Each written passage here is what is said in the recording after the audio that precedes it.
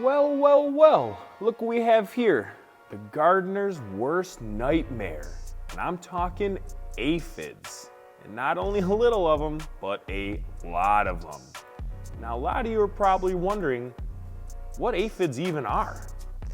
And I'm not totally sure, but I did find out is they come in a bunch of different varieties. Aphids come in various colors such as green, black, yellow, and even pink. Some of the most common types include green peach aphids, cabbage aphids, and rose aphids. Identifying the type of aphid can help you understand their specific behaviors and which plants they prefer, making your control methods more targeted and effective. So first we're going to try to identify to make sure you have aphids to begin with. And you can do this by regularly inspecting your plants for any signs of aphids.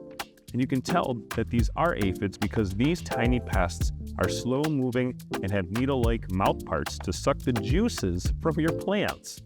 Look for twisted or curled or swollen leaves, decreased growth rates, sticky honeydew residue, and ants.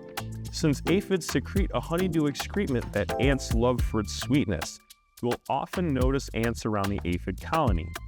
Also, if you see a bunch of white flecks, these are actually the exoskeletons from the aphids themselves because they're eating so much of your plants, they're growing too big and they're leaving their old skin behind and they're just repopulating over and over again. So the best treatment is usually a multi-pronged approach, but starting off with some yellow sticky traps isn't a bad idea. What they do is they get all the aphids and other flying creatures around there to get stuck, and it prevents them from eating and reproducing. Also, if you have a major infestation, a good thing to do is to shake the branches a little bit, stir those creatures up. This way they kind of get into a little frenzy and they're going to be more prone to get stuck to that trap a lot faster. Super fast acting, and these guys don't even stand a chance. Another good approach is using knockdown sprays or foliar sprays such as the amazing Dr. Zymes. This is an insecticide and fungicide which will kill and eliminate mites, thrips, aphids, whiteflies. It even gets down deep to eliminate the larvae and pupa and even the eggs of these creatures, which are going to wreak havoc on your garden. So using it as a foliar spray, I used a medium solution, which is 1 ounce of Dr. Zymes to 31 ounces of water. And we're going to spray this around 8 to 12 inches away, making sure we get all of the exposed areas. Some more different organic controls you could use, or biological warfare as I like to consider it, are beneficial insects, such as green lacewings, which can eat around 1,000 aphids a day. And these are often nicknamed aphid lions. Ladybug larvae can eat around 500 to 1,000 aphids in 3 weeks before pupates. But ladybugs have been hard to get since where they're harvested has been less than ideal for their populations. Minute pirate bugs, both nymphs and adults, kill more pests than they eat, so they're also effective eradicators of aphids and other pests. Another option is aphid parasites. Introduce natural predators like predatory midges or parasitic wasps.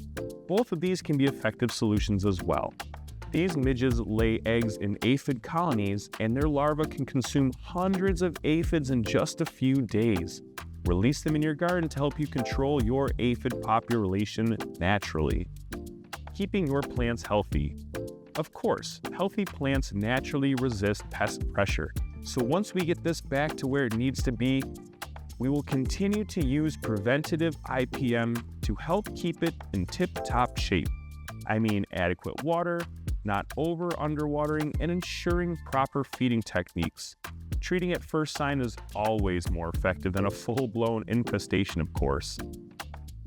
One of the fastest and most effective ways to get rid of aphids off your plants, especially if you have some really hardy plants, is to blast them with some quick squirts of water.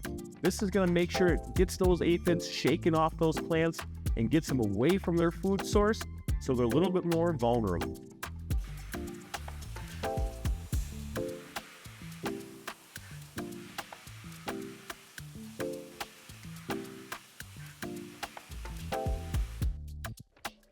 So you can already see that we've knocked off a lot of the aphids with that simple technique of just spraying your plants down. It's not a foolproof attack, but it does a really good job of giving you a fresh start to try to make sure that we get this plant back up and running.